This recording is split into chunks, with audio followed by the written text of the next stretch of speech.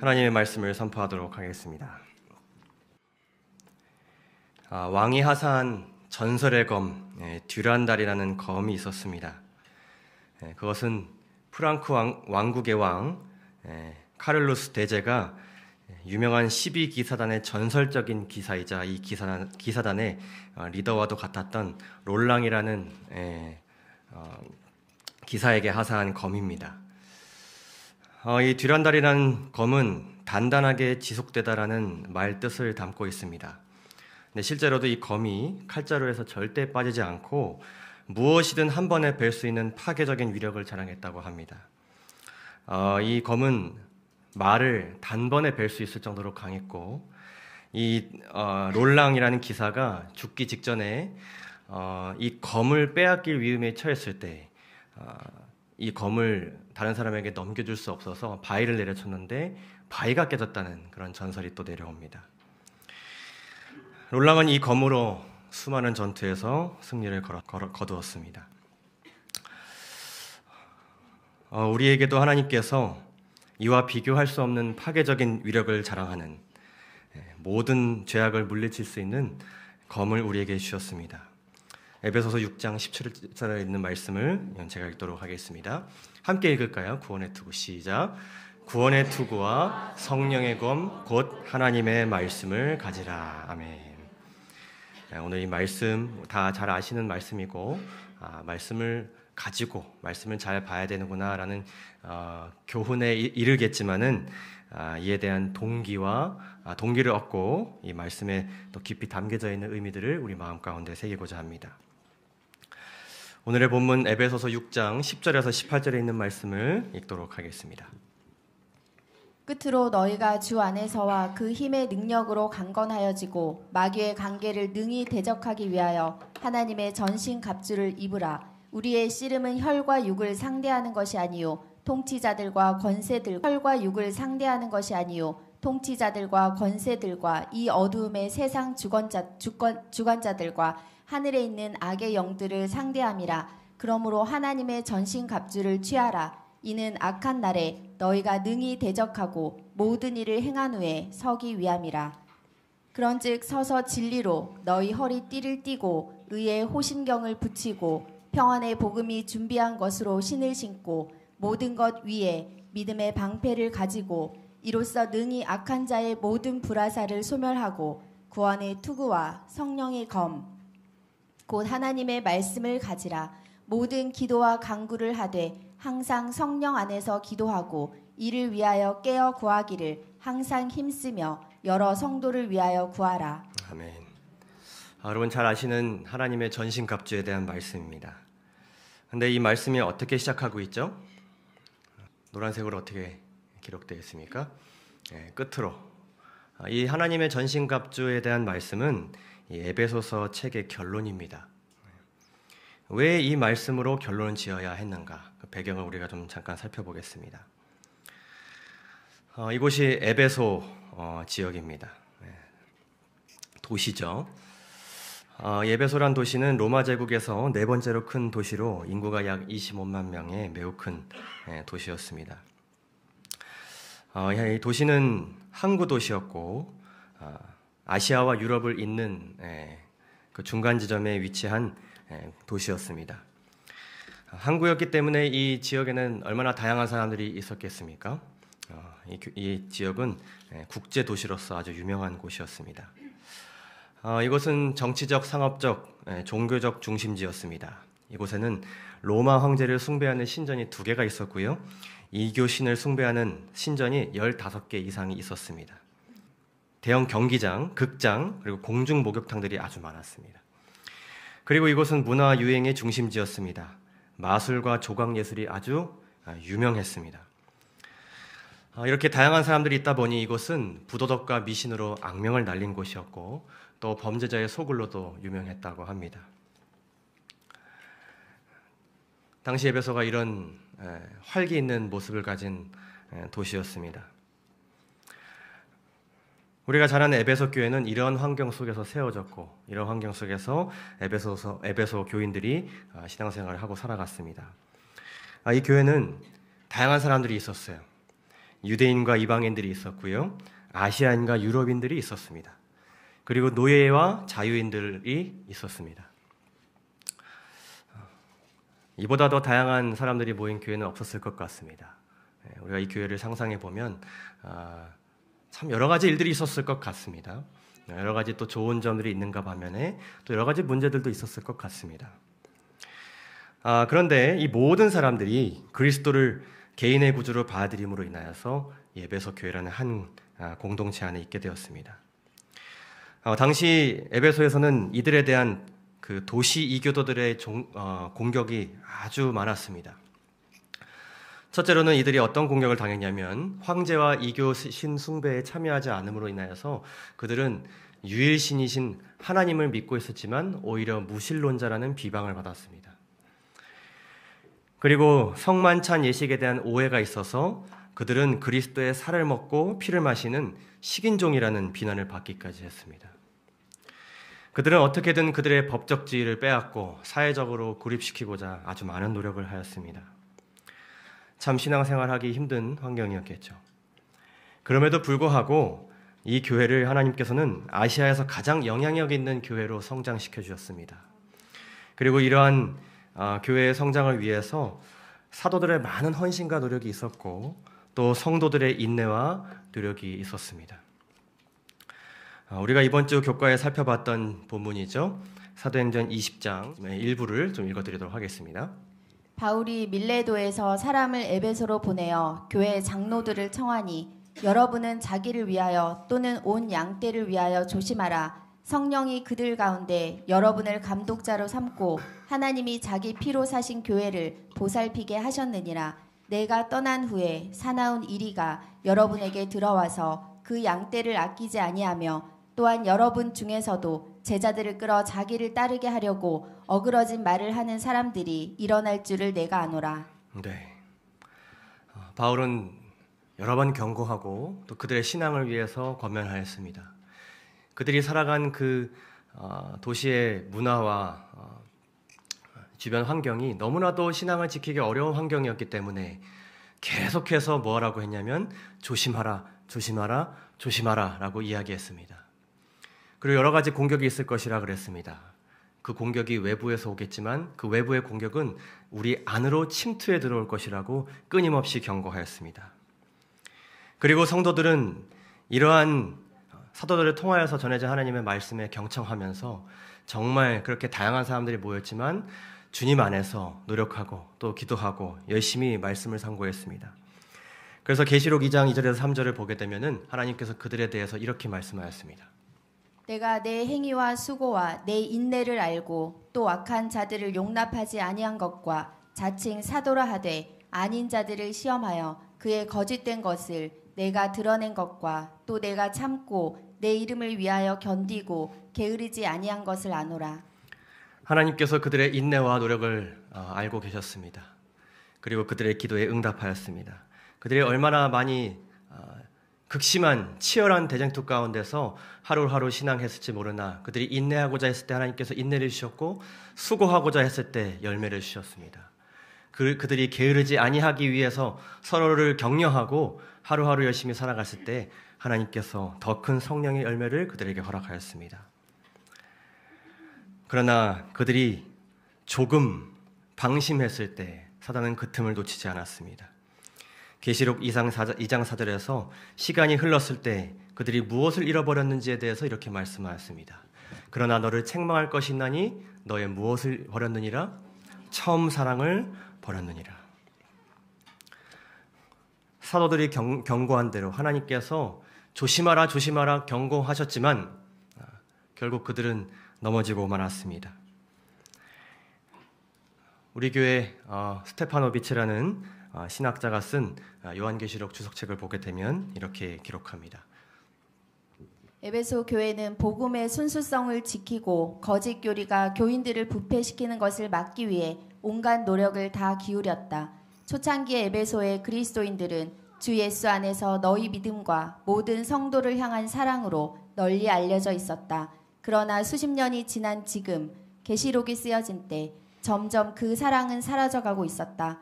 올바른 행실과 건전한 교리에 치중함으로써 그리스도께 그들의 사랑이 쇠퇴했고 그 결과로 서로 간의 사랑이 사라졌다. 만약 교회가 하나님의 사랑을 반사하지 않는다면 그 교회는 바로 존재의 이유를 상실했다. 에베소 교회는 고대 이스라엘과 같이 그들의 촛대가 그 자리에서 옮겨질 위험에 처해 있었다. 네. 겉으로 보기에는 교회는 여전히 성장하고 있었고 겉으로 보기에는 경건한 삶을 사는 것처럼 보여졌지만 처음 사랑을 그들이 잃어버렸을 때에 처음 했던 것들을 안일하게 생각했을 때에 그리스도께 그들의 사랑이 쇠퇴했고 마침내 그 사랑은 마음속에 들어오는 사랑이 없으니 퍼져나가는 사랑 또한 그쳐지게 되었습니다. 그래서 바울은 성도들의 구원과 복음 전파를 위해서 성도와 그리스도 사이에 그리고 성도와 성도 사이의 분열을 반드시 막아야 했습니다. 그래서 바울은 옥중에서 그들을 위해 편지를 쓴 것입니다. 그것이 바로 이 에베소서라는 성경책입니다. 재림교회 주석은 이 책에 대해서 이렇게 말합니다. 에베소서의 주제는 그리스도 안에서의 무엇이다? 연합이다. 바울은 유대인과 이방인, 아시아인과 유럽인, 노예와 자유인으로 이루어진 교회에 편지를 썼는데 이들은 그리스도 안에서 연합으로 회복돼야 할 어떤 세계를 상징했다고요? 분열된 세계를 상징했습니다. 유럽인과 아시아인은 분열되어 있었습니다. 거리를 두고 살아갔습니다. 유대인과 이방인 절대로 서로 넘을 수 없는 장벽이 그들 사이에 있었습니다. 노예와 자유인, 신분이라는 장벽이 있었습니다. 그러나 이 분열된 세계를 하나님께서는 어떻게든 이 분열을 깨트리고 연합시키기 위하여서 이 에베소서 책을 주신 것입니다. 그곳에는 개인, 가족, 인종, 교회의 연합이 필요했다. 그래서 이 에베소서는 이 연합을 위해서 그리스도가 어떤 일을 해주셨는지에 대해서 이야기하면서 시작됩니다. 그분은 연합을 이루기 위해서 자신의 육체를 바치셨습니다. 에베소서 1장 10절에는 말씀입니다. 하늘에 있는 것이나 땅에 있는 것이 다 그리스도 안에서 통일되게 하려 하심이라. 2장 14절을 보시게 되면 그는 우리의 화평이신지라 둘로 무엇을 만드사 하나를 만드사 원수된 것 곧 중간에 막힌 담을 무엇으로 하셨다고요? 자기 육체를 하셨습니다. 목숨을 바치셔야만 했고 기꺼이 그분께서는 목숨을 바치셨습니다.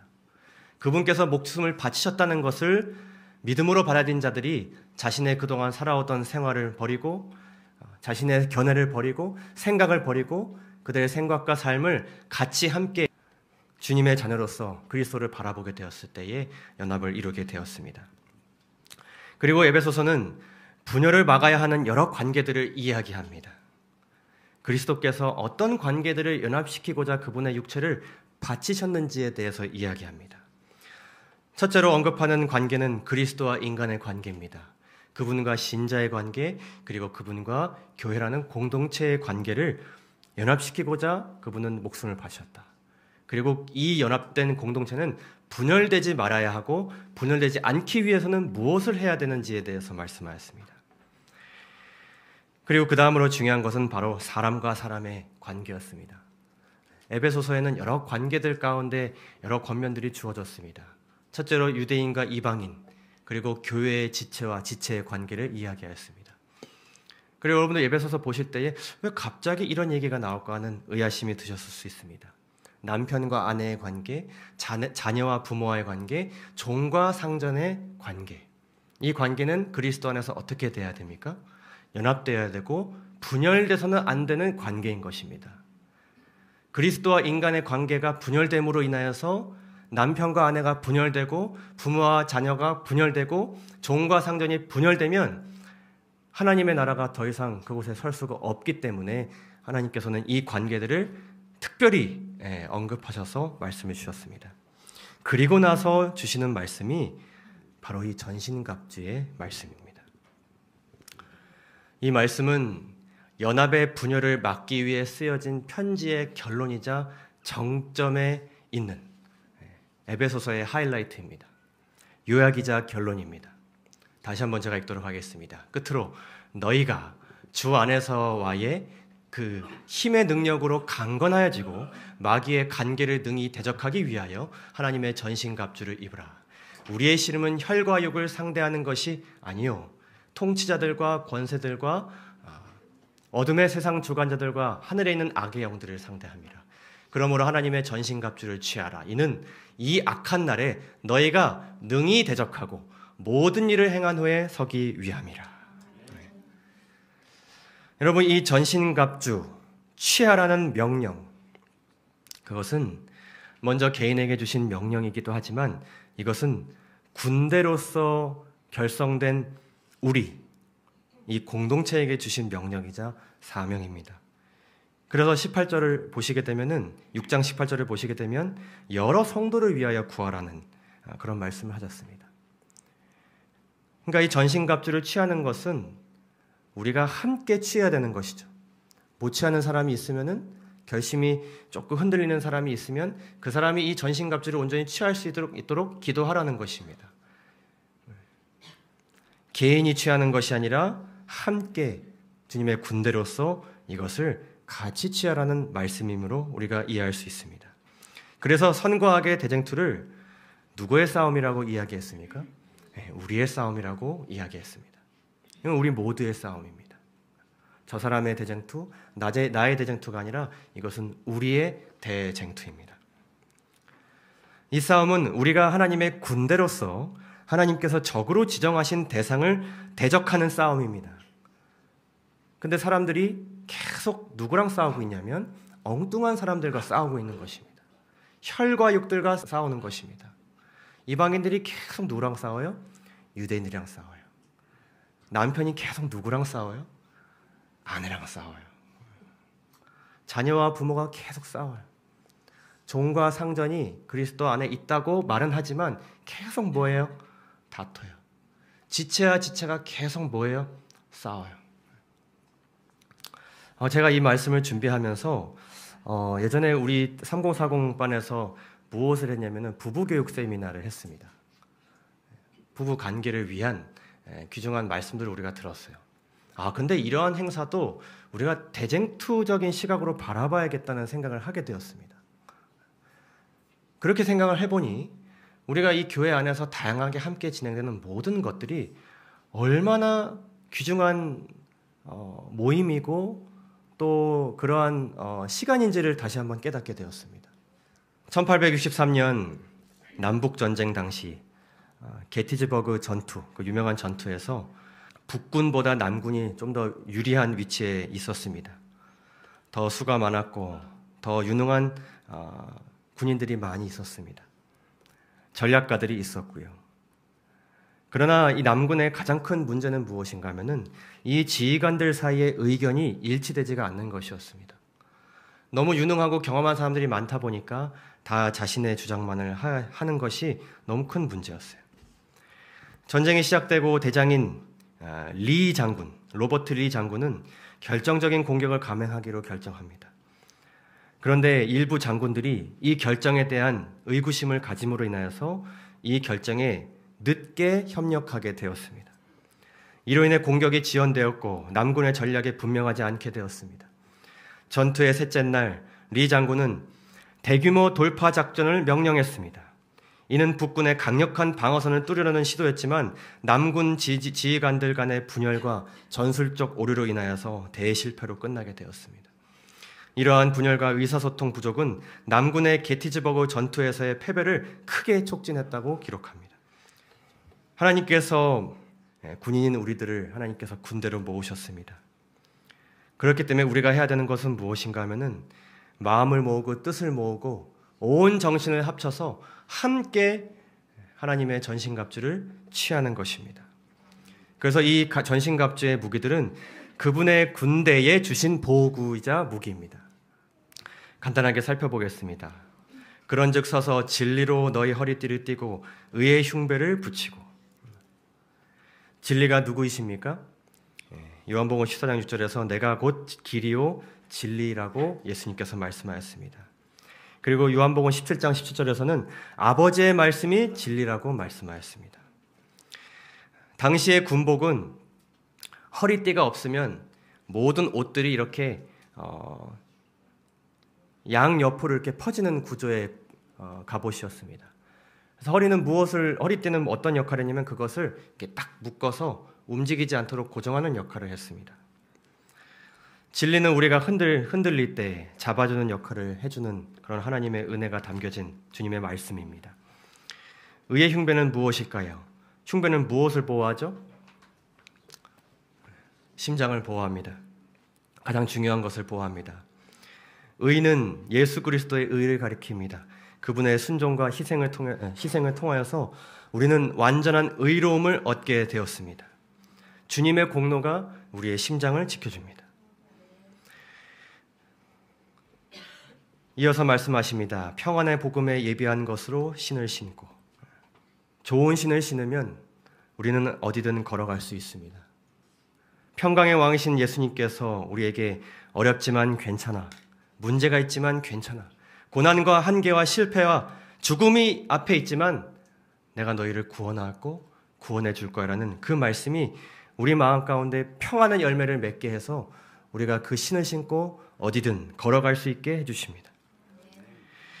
모든 것 위에 믿음의 방패를 가지라고 말씀하였습니다. 이로써 능히 악한 자의 모든 화전, 곧 불화살을 소멸시킬 거라고 말씀하십니다. 사탄이 여러 가지 종류의 화살들을 우리에게 쏩니다. 닿으면 뜨겁고 우리의 몸과 마음을 불태우는 화살들을 우리에게 쏩니다. 그러나 우리가 믿음을 가지고 그 모든 화살을 맞이할 때에 하나님께서 이 화살들을 소멸시킬 것이라고 말씀합니다. 사도행전에 이렇게 기록합니다. 가장 어두운 시간에 폭풍이 요동할지라도 우리 아버지께서 키를 잡고 계심을 느끼는 것이 믿음의 역사라고 기록합니다. 이러한 믿음의 방패가 우리 모두에게 있기를 간절히 소망합니다. 그 다음 말씀하시기를 구원의 투구가 주어진다고 말씀하였습니다. 데살로니가전서 5장 8절을 보시게 되면 이 구원의 투구를 구원의 소망의 투구라고 말씀하였습니다. 머리는 이성과 지성이 자리하는 매우 중요한 곳입니다. 특별한 보호가 필요한 것이죠. 그렇기 때문에 우리는 늘 소망에 맞춰서 하나님께서 약속하신 미래에 맞춰서 살아가야 할 것입니다. 그리고 우리에게 무엇을 주신다고 말씀하였습니까? 성령의 검, 곧 하나님의 말씀을 가지라고 말씀하였습니다. 그것을 우리에게 주신다고 말씀하였습니다. 근데 우리가 하나님께서 우리에게 주시는 전신갑주를 쭉 보게 될 때에 결국엔 이 모든 것은 누구를 가리키고 무엇을 가리키고 있느냐 우리가 알 수 있게 됩니다. 이 모든 것은 누구를 통해 주어지는 것입니까? 예수 그리스도를 통해서 주어지는 것입니다. 예수 그리스도만이 주실 수 있고 그분이 가지고 계신 것입니다. 그리고 말씀이 육신이 되는 그분의 이 모든 품성과 그분의 계획과 그분이 하신 일들과 하실 일들에 대해서 무엇이 기록합니까? 하나님의 말씀이 이 모든 것을 담고 있다는 것을 보게 되면서 결국에는 이 모든 것이 예수 그리스도와 하나님의 말씀을 가지는 것에 초점이 맞춰져 있음을 우리가 알게 됩니다. 근데 우리가 이 말씀을 조금 더 깊이 들여다볼 필요가 있습니다. 여기서 하나님의 말씀을 가지라고 하는데 이 헬라어가 무엇이라고 기록하고 있죠? 레마. 헬라어에서 말씀으로 번역된 대표적인 두 가지 원어가 있습니다. 그것은 유명한 로고스와 바로 이 레마입니다. 차이점이 조금 있습니다. 이 로고스라는 것은 특정한 문장이나 표현보다는 하나님의 마음, 하나님의 뜻, 하나님의 말씀 그 자체를 나타낼 때 사용합니다. 그래서 우리가 잘 아는 요한복음 1장 1절의 말씀이 이 로고스로 이렇게 기록되어 있습니다. 태초에 말씀이 계시니라, 하나님이 계시니라, 이런 말씀과 같은 것이죠. 이 말씀이 하나님과 함께 계셨으니 이 말씀은 곧 하나님이시라. 하나님의 존재에 대해서 나타낼 때 이 로고스를 사용했습니다. 근데 이 레마는 조금 더 구체적으로 어떤 특정한 말이나 이야기를 뜻합니다. 그래서 마태복음 4장 6절에서 예수님께서 사단의 시험에 굴복하지 않으셨을 때에 기록된 말씀이 레마를 사용하였습니다. 기록되었을 때 사람이 떡으로만 살 것이 아니요 하나님의 입으로부터 나오는 모든 말씀 곧 레마로 살 것이라 하였느니라 하시니라.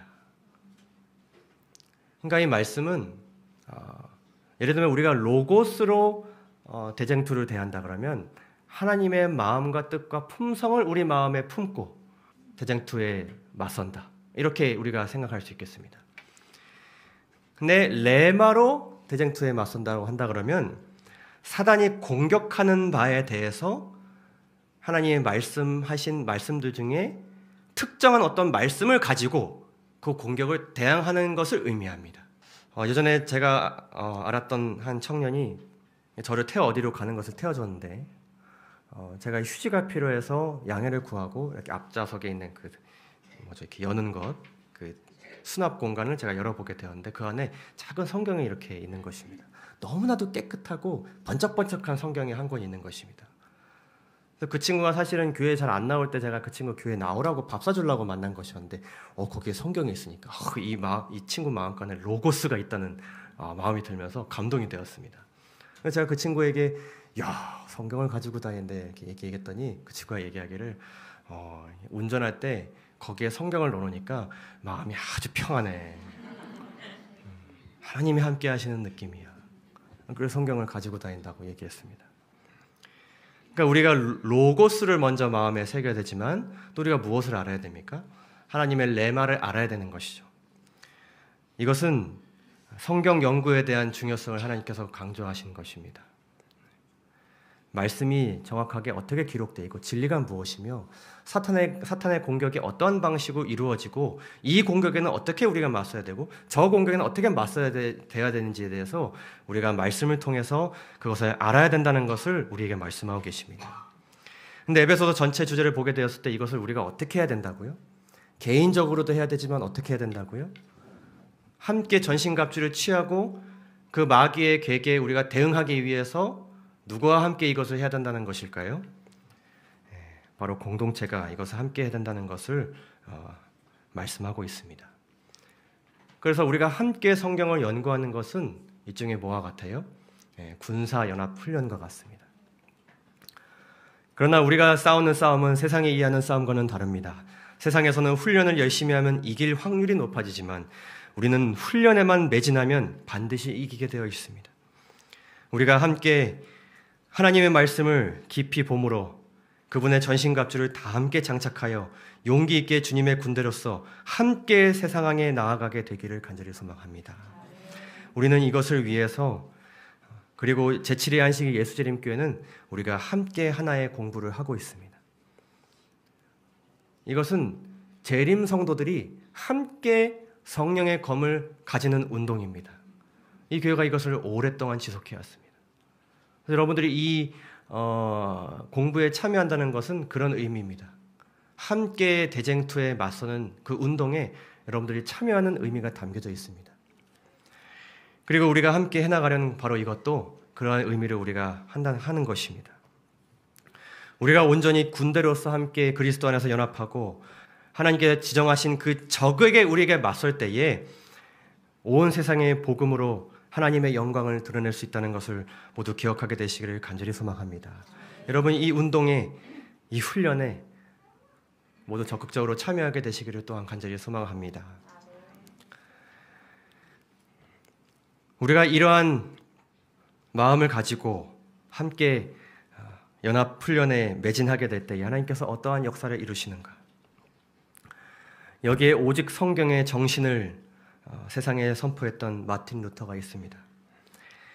각 시대의 대쟁투를 보게 되면 이렇게 기록합니다. 강력한 원수들이 온 힘을 합하여 개혁파의 신앙을 뒤집어 엎으려 하고 무수한 칼이 칼집에서 뽑혀지려 할 때에 루터는 다음과 같이 기록하였다. 사단은 분노를 나타내고 있다. 그러나 우리는 믿음과 기도로서 담대히 하나님의 보좌 앞으로 나아가라고 사람들을 권할 것이다. 그리하면 원수들은 하나님의 성령으로 말미암아 정복되어 잠잠하게 될 것이다. 우리에게 가장 필요하고 급한 것은 기도이다. 사람들로 하여금 그들이 지금 사단의 칼날 아래 있다는 것과 사단이 분노하고 있다는 것을 알려주고 기도하게 할 것이다. 그 후에 개혁파의 선우들이 연맹을 조직하려 하였을 때 다시 루터는 이 싸움에 사용되어야 할 무기는 오직 성령의 검뿐이라고 밝히 말하였다. 종교개혁이 루터로 인해 시작되었고 사람들이 처음 사랑을 가지기 위해서 노력했을 때에 주변 유력한 사람들이 루터에게 제안했습니다. 방법적인 것들을 제안했습니다. 그러나 루터는 이 싸움에서 우리가 이길 수 있는 방법은 유일하게 무엇을 가지는 것뿐이라고요? 오직 성령의 검, 곧 하나님의 전신갑주, 말씀에서 우리가 얻을 수 있는 그 보호구와 장비를 얻는 것뿐이라고 루터는 열심히 외치고 또 외쳤습니다. 이러한 오직 성경의 정신이 시작되었던 독일 땅에 전쟁이 있게 되었습니다. 덩그러니 루터상만 서 있는 그곳에 총칼이 난무하는 가운데 도시는 폐허가 되었습니다. 종교개혁의 나라, 루터의 나라는 히틀러의 나라가 되어서 온 세상의 조롱을 받았습니다. 1945년 5월 23일 제2차 세계대전에서 패전국이 된 독일은 당시 소련, 러시아군이 진주한 동독, 그리고 서방 연합군이 진주한 서독으로 이렇게 나뉘어지게 되었습니다. 마치 북방 이스라엘과 남방 유다, 그리고 남한과 북한처럼 된 것입니다. 60년대부터 국제적 냉전 기류에 있었던 두 나라 사이에는 엄청난 경쟁과 대결 구도가 형성되었습니다. 서로 없는 오해들을 만들어서 공격하고 자신이 주장하는 바가 더 옳다고, 민주주의가 옳다고, 사회주의가 옳다고 주장하는 가운데 그들 사이에 마음의 거리는 더욱더 커져만 갔습니다. 결국 기초적인 외교관계마저 단절되었고 동독은 베를린에 장벽을 세우게 됩니다. 그러나 놀라운 것은 이 나라가, 그리고 전 세계가 동독편과 서독편으로 나누어서 싸움을 하고 있었을 때에 자유주의에 속해 있었던 서독의 수많은 교회들은 그러한 분열의 시대 속에서 동독교회를 위해서 일을 하였습니다. 왜냐하면 그것이 오직 성경의 정신을 실천하는 유일한 기회였기 때문이었습니다. 그것이 그들이 살펴온 말씀에 나타난 그리스도의 사랑의 모본이요 교회가 마땅히 실천해야 될 것이기 때문이었습니다. 1945년 나라가 분열되자마자 각 종파로 분리되어 있었던 독일 개신교계는 하나로 결집되기 위해서 노력을 하였습니다. 그리고 독일 개신교를 대표하는 독일 개신교 연합회가 1948년 초교파를 아우르며 창설되게 되었습니다. 그들은 먼저 함께 연합하여서 무엇을 하냐면 진지한 자기 성찰과 반성을 하였습니다.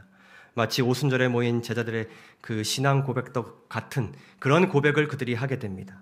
1945년 10월 독일 교회의 슈투트가르트 사죄 고백을 보게 되면 이렇게 기록합니다. 나치의 범죄를 목도하고도 교회가 용감하게 고백하지 못했습니다. 진실되게 그들을 위해서 기도하지 못했습니다. 사죄하고 또한 사죄했습니다. 그리고 그들은 개신교 연합회 내에 있었던 루터파, 혁신파, 켈빈파, 통합파, 나름 굵직한 소리 좀 낸다는 교파들은 독립성을 유지하되 대신 동서냉전 가운데서도 어느 정치적인 이념편에 서지 않고 이에 대해 목소리를 내지 않기로 협의하였습니다. 대신 그들은 이 연합회를 통해서 서독교회들이 그들의 주적이었던 동독에 있는 교회들을 지원하기 시작했습니다. 사회주의 동독 정부의 영향으로 핍박 가운데 있었던 동독교회를 그들이 끌어안기 시작했습니다. 그리고 그들은 동독교회를 힘이 없는 교회라 폄하하지 않고 동독교회가 가진 권한을 인정하면서 양교회의 공존을 위해서 노력하였습니다. 그들은 그들의 1년 예산의 절반을 동독교회를 위해서 사용하였습니다. 근데 그들이 동독교회를 도울 때에 두 가지 원칙을 지켰다고 기록합니다. 재정적 지원을 하면서 명목 있는 도움으로 동독교회의 자존심을 지켜주었습니다. 또 하나는 지원한 돈의 사용처를 확인하지 않는 것이었습니다. 기록하지 않는 것이었습니다. 그래서 서독의 교회들은 동독교회에 지원한 돈의 사용처를 단 한 번도 추궁하거나 추적하지 않았습니다. 도움을 받으면서도 동독교회의 자존심을 훼손하지 않았던 것입니다. 그리고 서독교회는 동독 주민들의 인권 침해에 대해서 언제라도 대변자적 역할을 하는 것을 주저하지 않았습니다. 정치적인 분단에도 불구하고 동서독의 교회는 예수 그리스도의 교회로서 유대 관계를 다졌습니다. 그리고 분단을 극복하자 하였고 분단이 극복되었을 때 교회가 가장 먼저 함께 만나였고 국가의 연합을 위해서 이들이 힘썼다고 역사는 기록합니다.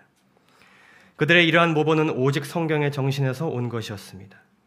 내 마음을 다하고 목숨을 다하고 힘을 다하고 뜻을 다하여 주 너희 하나님을 사랑하고 내 이웃을 내 몸과처럼 사랑하라고 말씀하신 그 말씀에 온 교회가 연합하여 순종하고자 했을 때 그 어려운 시기에서도 그들은 하나님의 전신갑주를 소유할 수 있었고 소유하게 되었을 때에 모두가 분열될 때를 하나님께서 연합의 역사를 이루어줄 수 있었습니다. 연합을 통해 분단의 어려움을 견디고 통일의 기쁨을 누리게 해주셨습니다.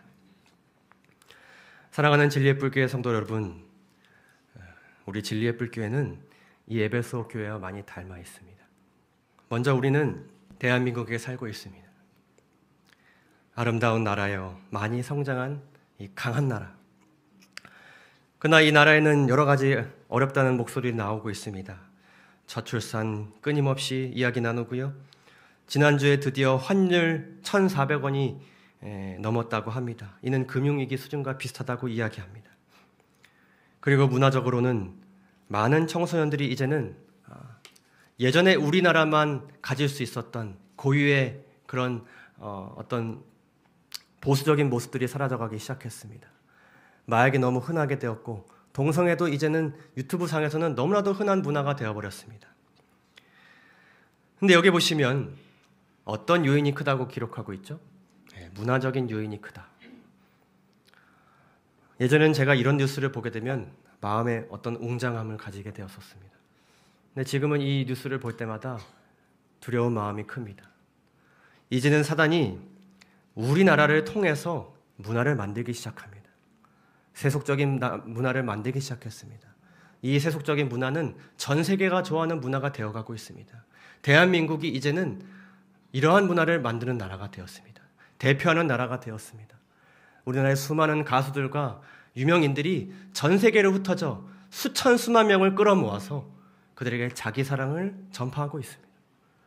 자기 뜻대로 하는 것이 옳다는 것을 이야기하고 있습니다. 우리는 이런 환경 속에서 살아가고 있습니다. 교회는 어떠한가요? 끊임없이 위기를 이야기합니다. 2년 동안 무려 4,000교회 이상이 문을 닫았다고 기록합니다. 변화 개혁을 이야기하지만 그 누구도 함부로 나설 수 없는 장벽들이 우리 안에 있습니다. 한계가 있습니다. 그런 가운데 이 교회는 오직 성경의 정신과 무엇보다 처음 사람의 경험이 가득한 교회입니다. 이곳에서 오신 분들은 수많은 종파에서 오셨고 수많은 배경 가운데 오셨습니다. 그러나 말씀 하나 바라보시고 그리스도 한 분 바라보시고 여러분 모두 나오셨죠? 처음 사랑 가지고 나오셨죠? 우리 교회는 이런 사랑을 가지고 밝은 빛을 가지고 나오시는 분들이 많기 때문에 전 이 교회가 참 너무 좋고 이 교회를 사랑합니다. 여러분들도 그러하시죠? 그러나 사단은 그러한 교회이기 때문에 어쩌면 이 교회를 먼저 무너뜨리고자 할 것입니다. 그래서 이 시점은 아직 계시록의 때가 오지 않은 지금 이 시점에서 에베소 교회 같은 우리는 에베소서의 말씀을 우리 마음 가운데 새겨야 할 것입니다. 에베소 교회에 하나님께서는 계시록의 말씀을 통해 이러한 말씀을 주셨습니다. 이것은 하나님의 전신갑주를 취하라는 말씀과 연결된다고 보여집니다. 그러므로 어디서 떨어졌는지를 늘 생각하고 회개하여 무엇을 가지라고요? 처음 행위를 가지라. 에베소인들이 해야 할 것은 그들의 처음 일을 함께 하기 시작하는 것이었다. 그들이 그리스도를 향한 그들의 처음 사랑을 재생시키는 일에 매진하게 된다면 올바른 행실이 따라오게 될 것이다. 그들이 다시 그리스도에 대한 처음 헌신으로 돌아오기 위해 힘을 다한다면, 마음을 모은다면 그들의 동료 인간을 향한 사랑은 그들 가운데서 넘치게 될 것입니다. 우리 교회의 이 에베소 교회의 역사가 일어나게 되기를 간절히 소망합니다. 마지막으로 사랑하는 우리 성도님들께 호소합니다. 만왕의 왕께서 목숨 바쳐 우리에게 하사하신 성령의 검과 하나님의 전신갑주를 취하는 연합훈련에 동참하시기 바랍니다. 그리고 이 훈련의 목적은 하나님의 군대를 흩어지게 만들고자 하는 사탄의 공격을 말씀의 힘으로 함께 대적하기 위함임을 꼭 기억하시기 바랍니다. 그리고 가장 중요한 것은 이 모든 훈련 과정과 우리의 전우들의 영성과 싸움을 위해서 기도해 주시기 바랍니다. 이 말씀은 이렇게 맞춰집니다. 모든 기도와 간구로 항상 성령 안에서 기도하고 이를 위하여 모든 인내와 누구를 위한 간구요? 성도 곧 나의 동료 지체이자 전우를 위한 간구로 늘 깨어 있어라. 사랑하는 진리의 뿔교회 성도 여러분, 여러분 마음 가운데 하나님께서 전신갑주를 장착시켜 주심을 여러분 모두 믿으십니까? 하나님께서 사단의 어떤 공격이 있을지라도 그 모든 보호구와 무기들을 우리에게서 떠나지 않게 해주실 것을 여러분 믿으십니까? 앞으로 처음 사랑을 지키기 위하여 함께 노력할 때에 더 큰 성령의 역사가 있게 되기를 간절히 소망하면서 오늘 말씀을 마치도록 하겠습니다. 감사합니다.